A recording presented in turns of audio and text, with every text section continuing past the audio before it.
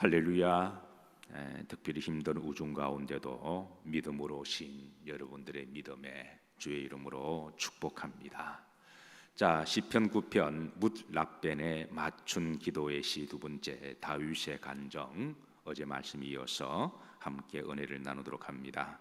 자, 어제 다윗의 간정은 먼저 하나님께 전심으로 감사하고 주께서 나에게 그동안 베풀어 주셨던 귀한 일들에 대해서 이제 감사하고 전하겠다라고 하는 첫 번째 간정을 살폈습니다. 사랑하는 성도 여러분, 저는 여러분들의 믿음의 여정에 간정이 많으시기를 주의 이름으로 축복합니다. 자, 두 번째 간정은 2절입니다. 내가 뭐로 기뻐하고 주를 기뻐하고 뭐하며 즐거워하며 지존하신 주의 이름을 찬송하리니 그랬습니다. 자, 이게 우리가 때로는 번역할 때 저도 이제 번역할 때가 많이 있는데요. 신학대학 다닐 때 아르바이트 한다고 이제 이 번역을 때로는 하기도 했고, 근데 이제 신학대학 다닐 때는 이제 영문 원서를 번역할 때 그 회사에서 몇 가지 좀 겁을 줍니다. 뭐 돈을 받고 번역하는 거니까 잘해야 된다는 거죠. 번역을 잘해, 한마디로 번역 잘하라 그 말인데, 그런 이제 말 속의 디테일에 때로는 전치사나까지도 번역할 때 조심해야 된다. 전치사나에 번역할 수 있는 그 이제 레인지가 꽤 많잖아요. 뭐 투 부정사 같은 경우는 그게 전치사이기도 하지만 동사를 이끌어가는 부정사가 되기도 하고, 또 투도 뭐 방향에 따라 또 목적에 따라 다양하게 번역하기 때문에 때는 우리가 인간이 참 민감해서 말 한마디에 따라서 어감이 달라지고 상대의 감정이 달라질 때가 있잖아요. 다르고 뭐 다르고 다르고. 그래서 때로는 이 말 한마디의 번역이나 표현하는 게 참 조심스러울 때가 있는데요. 자, 오늘 이게 주를 기뻐하고 이 말입니다. 주를, 이 원문의 전치사 주를이라고 번역할 수도 있지만, 자, 이런 어감은 어떻습니까? 주로 인하여, 주로 인하여. 그러니까 내 기쁨의 원천이 주로 인하여 기뻐하고, 주로 인하여 뭐하고 즐거워하며. 그러니까 이 전치사를 목적을 두어서 내가 주를 기뻐하고 주를 찬송하고, 뭐 그것도 괜찮습니다. 번역에 있어서 무난한 번역이지만, 그러나 내가 주로 인하여 기뻐하고 주로 인하여 감사하고. 어감이 어떠세요? 뭔가 조금 다르죠. 조금 다르죠. 그래서 이 다윗의 간정 중에 나의 기쁨과 감사의 원천이 주로 인하여 원천을 주님께 두었다는 거예요. 사람마다 기쁨과 즐거움의 원천이 있습니다. 어떤 사람은 내가 기분이 좋으면 다 좋은 거예요. 내가 기분이 나쁘면 다 그냥 싫은 거예요. 뭐 사람은 감정의 존재니까 그럴 수가 있습니다. 또 내가 일이 잘 될 때 내가 기뻐하고 즐거워할 수가 있습니다. 또 내가 성공했을 때, 돈을 많이 벌었을 때, 사업이 잘 될 때, 장사가 잘 될 때, 얼마든지 기뻐하고 즐거워할 수가 있습니다. 그런데 그런 것 때문에 내가 기뻐하고 감사하다 보면 그런 것들이 안 되면 자꾸 요동치잖아요. 자꾸 이렇게. 그런데 주로 인하여 기뻐하고 즐거워하면 주님은 어제나 오늘이나 영원토록 동일하시고, 주님은 오늘 이제 다윗의 고백에 9절처럼 주님은 나의 반석이시고 요새시라 그랬거든요. 여러분, 큰 반석은 흔들려요, 안 흔들려요? 안 흔들리는 거죠. 그러니까 내가 나의 기쁨의 감사의 원천을 주님께 두면, 내가 때로는 내 감정이 기복이 있고 내가 장사하시다 보면 잘 될 때 있습니까? 못 될 때도 있잖아요. 우리가 이 사업이나 장사를 하다 보면, 이제 목회를 하다 보면 성도님들 중에 그런 분들이 많습니다. 신방 가면 제가 꼭 이제 말씀 중에 하나가, 잘 되든 안 되든 항상 기뻐하십시오. 믿음으로 하십시오. 그렇게 제가 권면을 하고 축복기도 합니다. 믿음으로 하면 연말 계산하면 더 잘 될 때가 많습니다. 근데 하루하루 계산하면 이게 왔다 갔다 하거든요. 어제는 잘 됐는데 오늘은 안 되면 또 근심하고, 또 내일 안 되면 기분 좋아졌다가 모레 안 되면 또 바닥을 치고 이러면은 우리 감정이 요동이 많으면 이게 불안하고 근심과 걱정이 병이 되거든요. 그러니까 하나님께 맡기고, 잘 돼도 감사, 못 돼도 감사. 연말 결산 때는 하나님이 책임지신다. 우리 인생도 살아가다 보면 업앤다운이 있지만 내가 주님 앞에 섰을 때는 주님이 칭찬하신다. 하늘나라 가면 하나님의 상급이 있다. 반석이나 요새처럼 흔들리지 않고 믿음으로 힘들고 어려워도 그냥 꾸준하게 가면 하나님이 따라서 하신데 책임져 주신다. 결산하실 때 하나님이 축복하신다. 우리가 그렇게 주로 인하여 기뻐하고 즐거워하면 웬만한 신앙도 우리가 좀 무던하게 잘 우리가 이겨 나갈 수 있으리라고 믿으시기를 바랍니다. 그러니까 다윗의 신앙의 간정은 내가 주로 인하여 기뻐하고 즐거워하며, 그러니까 주로 인하여 주님 한 분만으로 만족하며 내가 기뻐하고 즐거워하겠다. 우리도 사람이지만 우리 스스로도 믿을 때도 있고 또 우리 스스로도 실망할 때가 있잖아요. 나가 나를 판단해도 아침 다르고 점심 다르고 저녁 달라서 조삼모사, 또 조사 조삼 모사라고 우리가 표현하기도 합니다만은, 그러나 우리의 기준을, 원천을 주님께 딱 고정을 하면 때로는 내가 나 자신을 믿지 못하고 좀 실망해도 또 주님은 항상 어제나 오늘이나 영원토록 동일하신 분이시고, 주님은 나의 흔들리지 않는 반석이시고 요새시고. 그러니까 이스라엘 지역은 반석이 많습니다. 성지 탐방을 이제 가보시면 순례를 가신 분들은 아시겠습니다만은 이 반석이 참 많고 그 반석 위에 예루살렘 성전을 탁 세웠기 때문에 아무리 뭐 요즘처럼 억수 같은 비가 와도 또 이렇게 홍수가 나도 반석에 탁 흔들리지 않고 탁 버티고 있는 것, 그게 바로 이제 성전의 특징이죠. 사랑하는 성도 여러분, 오늘 다윗의 간정이 여러분들의 간정이 되시기를 주의 이름으로 축복합니다. 후렴들어 보십시다. 다윗의 신앙관 중에 주의 이름을 뭐 하리니? 찬송하리니. 그러니까 주로 인하여 내가 기뻐하고 즐거워하고, 그러니까 기뻐하고 즐거워하는 삶의 특징이, 우리가 뭐 내가 기분 좋고 즐거우니까 먹고 마시고 잘 쉬자, 뭐 그런 것도 안식도 필요합니다. 그러나 우리 믿는 사람들은 결국은 찬송으로 연결이 되어야 됩니다. 이게 찬송은 우리가 하나님을 찬양합니다라는 의미도 있지만 예배를 의미합니다. 그러니까 우리의 성도들이 기뻐하고 즐거움이 많을수록 예배도 더 많아져야 되고 더 깊어져야 되고 더 성숙해야 된다고 하는 것이죠. 이게 다윗의 뭐다? 간정이다. 간정이다.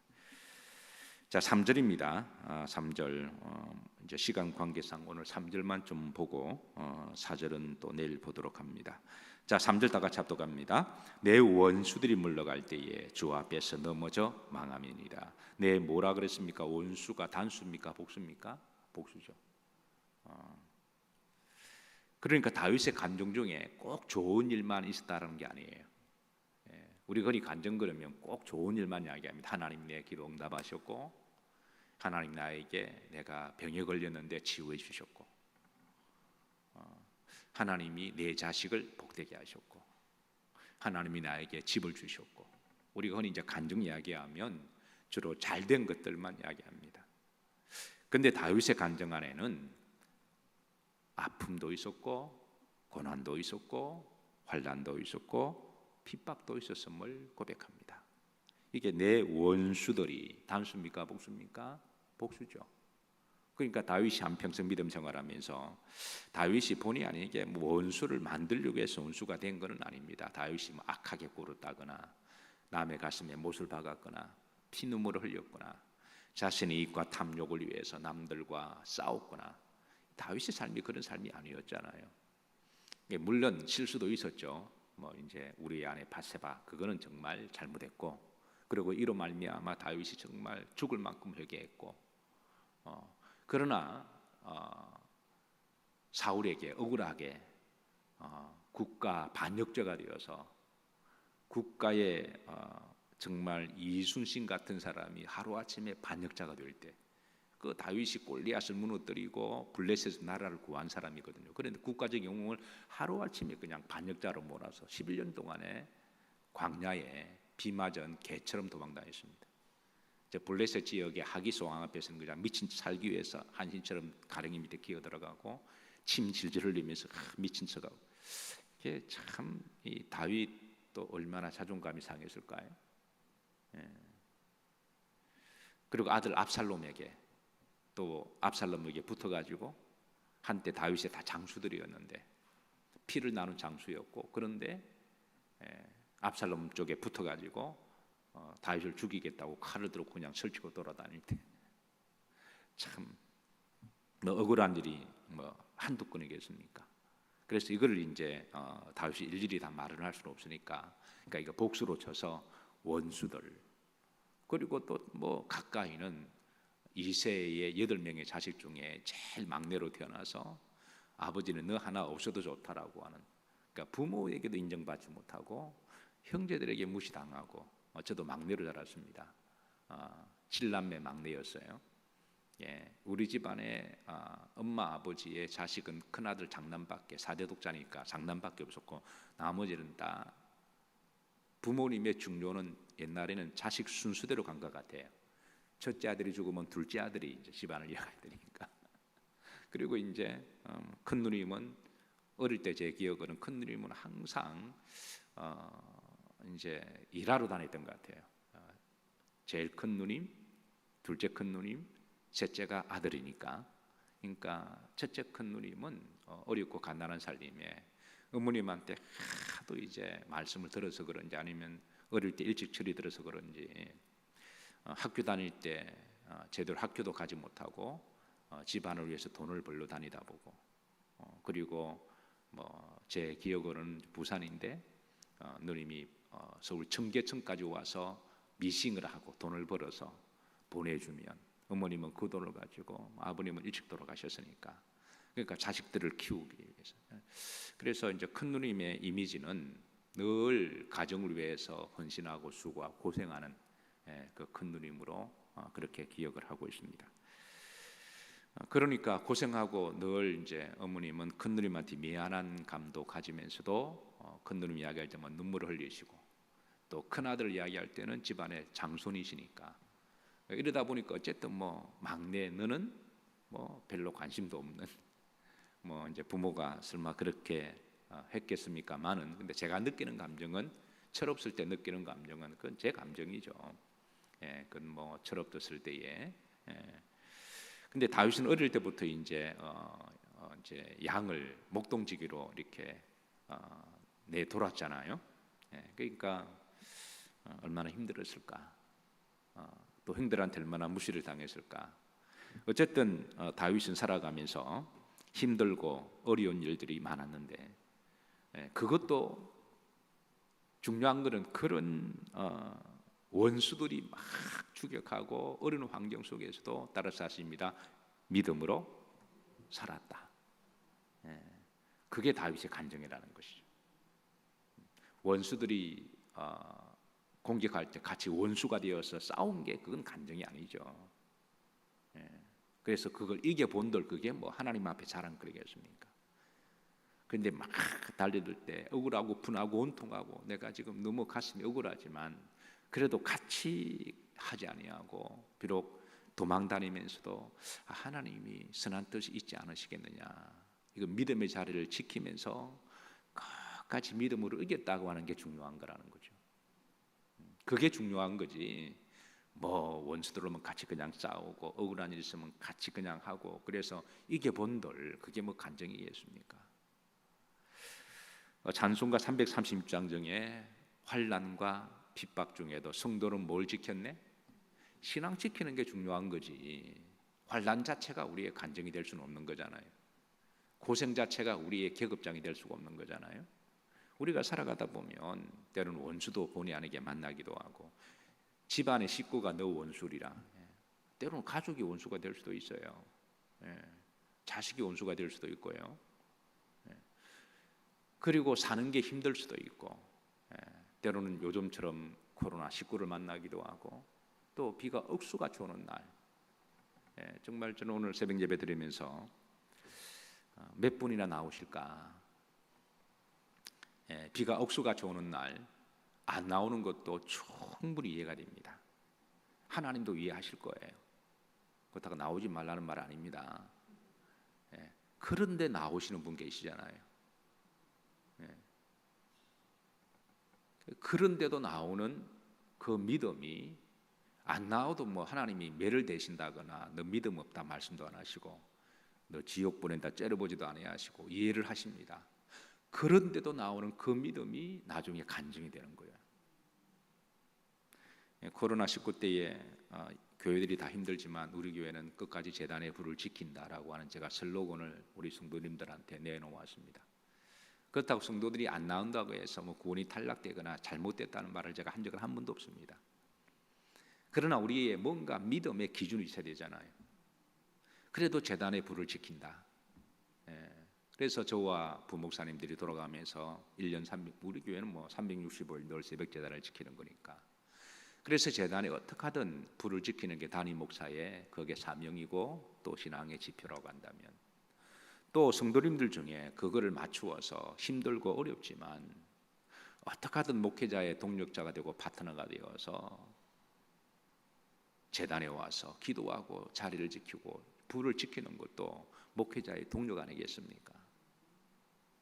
한 시대를 살아가면서 우리가 돈을 많이 벌고 출산하는 것도 좋은 일이지만 목회자의 신앙 영적 파트너가 되어서 말없이 목회자가 귀하게 생각하는 기도의 자리, 예배의 자리를 묵묵하게 지키면서 있는 그 모습도 목사에게 큰 힘이 되고 그것도 이렇게 기쁨이 되거든요.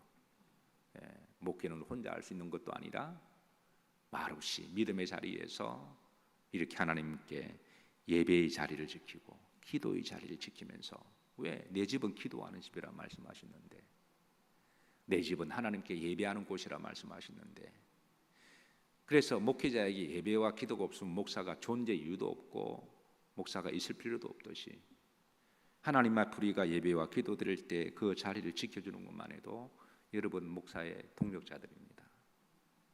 그거를 어떤 분은 참 자존감을 가지고, 야, 내가 좀 부족하지만, 내가 뭐 물질이 없어서 헌금은 많이 못하지만, 내가 능력이 없어서 교회 뭐 손재주도 없어 봉사도 못하지만, 그러나 목사님과 함께 더불어 내가 강단을 지킨다, 재단을 지킨다, 기도한다, 그것만 하나 가지고도 우리가 복된 사명이라고 깨닫는 여러 성도님들이 되시기를 주의 이름으로 축복합니다.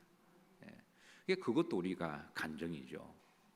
천둥과 번개 치는 날 가다가 천둥 맞을 수도 있지만 그래도 주의 전에 와서 예배드리는 것, 힘들고 어렵고 시험 든 일이 있어도 우리가 살다 보면 시험 든 일이 많죠. 뭐 가족들 사이도 시험 드는데요. 얼마 전에 제가 우리 딸아이한테 삐져가지고 제가 잠깐 몇 시간 동안 제가 혼자 좀 슬픈 적이 있었습니다.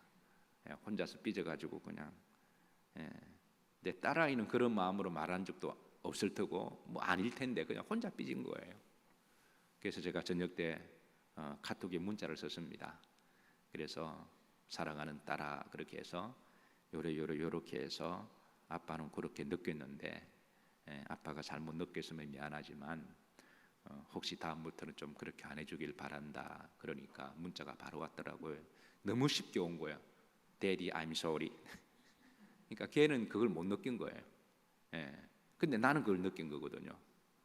그러니까 내가 속이 좁은 거죠. 그래서 우리가 간정은 좋을 때, 뭐 기쁘고 즐거울 때, 일이 잘 될 때만 간정이 아니라 환난과 핍박 중에도 성도는 뭘 지켰네? 그 신앙 지키는 게 간정입니다. 아멘이십니까? 믿음 지키는 게 간정이에요. 그래서 저는 여러분들에게 간정이 많으시기를 주의 이름으로 축복합니다. 그 간정은 꼭 좋은 것만을 의미하지 않습니다. 오늘 다윗의 간정처럼 내 원수들이, 내 앞에 원수들이 많이 있어도 내가 그 가운데도 어떻게 보면 이게 더 귀한 간증이죠. 뭐 잘나고 뭐 잘되고 축복받을 때 뭐 믿음 지키는 건 뭐 어렵습니까? 예. 물질의 복을 막 주셨을 때 물질 약간 헌금하는 게 그게 뭐 힘든 일입니까? 그런데 힘들고 어려울 때에 그때 하나님 앞에 신앙 지키는 게 더 힘든 일이죠. 그 간증이 더 복될 수도 있습니다. 건강할 때 교회 오는 것 뭐 힘든 일 아니잖아요. 그런데 아프고 다리 질질 끌고 오는 것. 예. 어제 잠깐 글을 보는데요. 글 속에 이런 내용이 있었습니다. 물 위를 걷는 것도 기적이지만 땅을 걷는 것도 기적이다. 곰곰이 생각하니까 이분이 무슨 말씀을 하시려고 보니까 이분이 중풍을 맞은 거예요. 파킨슨 병이라고 하는. 그러니까 이걸 병을 맞고 난 다음에는 걷는 걸 못 걷잖아요. 그러니까 그동안 잘 걸어 다니는 게 이게 기적이라는 걸 깨달은 거예요. 그러니까 잘 걸어 다닐 때는 무리만 걸어 다니려고 기적을 요구했는데 그런데 이거 한번 쓰러지고 나니까 땅 걷는 것도 기적이라는 거예요. 여러분 동의하십니까? 예, 어떻게 마음에 좀 짠하세요? 예, 그러니까 우리 걷는 것도 기적입니다. 예, 우리가 그래서 이걸 걷는 걸 기적으로 여기고 감사할 때 그게 또 간증이 되는 거죠. 그리고 우리가 살다 보면 앞으로 여러분 건강 영원하지 않잖아요. 예, 저도 20대는 30대에 막 날아다녔습니다. 40이 다르고 내일 모레 내가 60이래요. 징그럽습니다. 내가 생각할 때 내가 지금 피부가 그걸 보면 30대인데 나보고 60이 가까웠대요. 참 기가 막혀서 제가 그런 걸 받아들여야지 어떡합니까? 아는 게 아니라 내가 건강이 달라졌어요. 옛날에는 30대는요 저는 축구 아니면 저는 운동이라 생각 안 했습니다. 축구 때 막 표범처럼 막 뛰어야 돼 그것만 생각했지. 근데 지금은 걷는 것도 힘들어요. 그래서 몸을 잘 달래가면서 이제 에너지를 목회하는 데만. 그래서 제가 50 한 2살 3살 때는 운동을 제가 다 끊었습니다. 왜냐하면 운동 계속 제가 운동을 참 좋아했거든요. 운동을 너무 좋아한 바람에 이게 아킬레스건이 나가거나 허리가 나가거나 몸이 망가지면 주의를 할 수가 없다는 생각이 들어서 그래서 그때부터 제가 운동을 다 정리하고 몸을 잘 달래가면서 그 나머지 에너지를 이제 하나님의 사역하기 위해서 제 좋아하는 운동은 다 끊었습니다. 어쨌든 간에 우리가 살아가다 보면 여러분 우리는 이제 병들 날이 있죠. 아픈 날이 있죠. 기력이 빠지기도 하고 기억력도 그렇고 그리고 우리 몸이 불편할 때 그럴 때를 우리가 준비하고 기도로 준비해야 됩니다. 그럴 때도 우리가 끝까지 내가 나이가 들어서 하나님을 모른다 할까 두려워하오니 그러지 않도록 그러니까 우리가 평상시에 우리가 믿음을 잘 지켜놓으면 연세가 드셔도 끝까지 우리가 주님을 부인하지 아니하고 또 우리가 믿음을 지킬 수가 있다고 하는 것이죠. 간증은 좋을 때만 하는 게 아니라 환난과 핍박 중에도 어려움 속에도 병듦 속에도 시험 당했을 때도 그때 힘든 고비를 이겼다. 그리고 세월 되돌아봤을 때 하나님 앞에 섰을 때에 주님 그때 제가 힘들었지만 제가 그때 신앙을 지켰습니다. 이 간증이 많으시기를 주의 이름으로 축복합니다.